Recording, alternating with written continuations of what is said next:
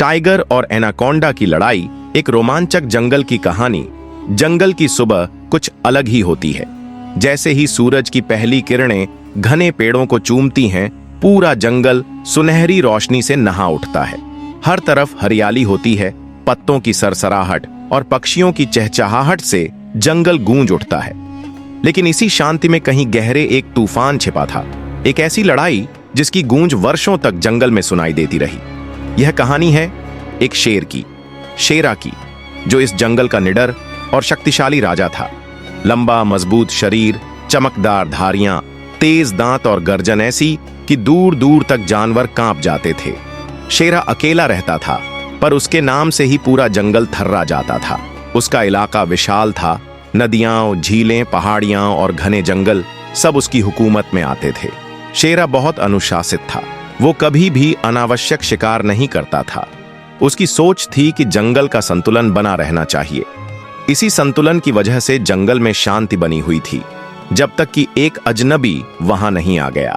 वो अजनबी था एनाकोंडा, जिसे जंगल में सबने बाद में नाम दिया विषहार। विषहार एक विशालकाय सांप जो दूर अमेज़न के जंगलों से यहां आ गया था। उसकी लंबाई लगभग 25 फीट थी और शरीर इतना मोटा कि छोटे जानवर तो एक ही निगल में उसके पेट में समा जाते थे। वो चुपचाप जंगल के एक कोने में नदी के किनारे बस गया। शुरू में किसी ने ध्यान नहीं दिया, लेकिन जल्द ही जानवर गायब होने लगे। कोई हिरण, कोई बंदर, कोई जंगली सुअर। जंगल में हलचल मच गई। शेरा को जब इसकी खबर मिली, उसने पहले इसे नजरअंदाज किया।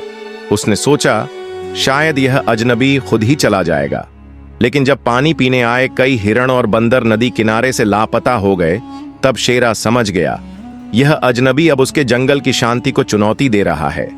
एक शाम जब सूरज ढलने ही वाला था, शेरा ने नदी के किनारे जाने का फैसला किया। उसने वहां खून के धब्बे, घसीटी गई मिट्टी और टूटे हड्डियों के निशान देखे। उसकी आंखों में गुस्से की आग जल उठी। उसने जोर से दहाड़ लगाई। वो दहाड़ इतनी भयानक थी कि जंगल के कोने कोने में गूंज उठी। जानवरों ने पेड़ों के पीछे छिपकर देखा। जंगल का राजा गुस्से में था। तभी एक धीमा, लंबा और डरावना हिस्सा सुनाई दिया। यह विषहार का जवाब था। अब दोनों आमने सामने थे। यह जंगल मेरा है, शेरा गरजा। अब यहां मैं भी हूं और मैं कहीं नहीं जा रहा। विषहार ने अपने ठंडे, बेरहम अंदाज में जवाब दिया। लड़ाई की शुरुआत हो चुकी थी। शेरा ने पहला हमला किया। एक लंबी छलांग और तेज पंजे सीधे विषहार की खाल पर। खाल फट गई, खून बहने लगा, लेकिन विषहार भी चुप नहीं बैठा। उसने अपनी लंबी फुर्तीली देह को लपेटा और शेरा को जकड़ लिया। पेड़ हिलने लगे, जमीन कांपने लगी। शेरा ने जोर लगाया, लेकिन विषहार की पकड़ मजबूत थी। शेरा की सांसें रुकने लगीं, लेकिन शेरा हार मानने वालों में से नहीं था। उसने अपनी पूरी ताकत से विषहार को काटा।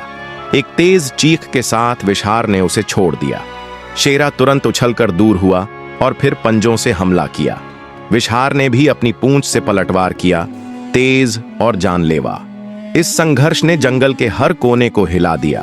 बंदर पेड़ों पर चढ़कर देख रहे थे, हिरण दूर झाड़ियों में छिपे हुए थे और चील आसमान से चक्कर काट रही थी। घंटों तक यह लड़ाई चली। दो ताकतवर प्राणी एक दूसरे को खत्म करने पर आमादा थे। शेरा के शरीर पर गहरे घाव थे, खून बह रहा था। विषहार की खाल जगह जगह से फटी हुई थी, लेकिन किसी ने भी हार नहीं मानी। आखिरकार शेरा ने चालाकी से काम लिया। वह पास ही एक ऊंचे पेड़ पर चढ़ गया। उसकी आंखों में योजना थी। जब विषहार नीचे से उसकी ओर देख रहा था, शेरा ने ऊंचाई से एक जबरदस्त छलांग लगाई। हवा में उड़ते हुए उसने अपने तेज पंजों से सीधे विषहार के सिर पर वार किया। विषहार का सिर जमीन से टकराया, जोरदार धमाका हुआ। वो वहीं गिर पड़ा, जख्मी, थका और पराजित। शेरा उसके पास खड़ा रहा, गुर्राता हुआ, दमदार। विषहार ने एक नजर डाली और फिर रेंगते हुए जंगल के बाहर चला गया। वो नदी पार कर जंगल के उस हिस्से में चला गया जहां कोई नहीं जाता। उस दिन के बाद से विषहार को कभी नहीं देखा गया। शेरा फिर से जंगल का नायक बना, लेकिन इस बार उसके अंदर घमंड नहीं था, एक समझ थी। उसे पता था कि जंगल की रक्षा सिर्फ ताकत से नहीं, समझदारी से होती है। उसने और भी कड़े नियम बनाए, जंगल के संतुलन को बनाए रखा और छोटे जानवरों की रक्षा की। जंगल फिर से शांत हो गया। पक्षी गाने लगे, हिरण खुले में घूमने लगे और नदी फिर से जीवनदायिनी बन गई।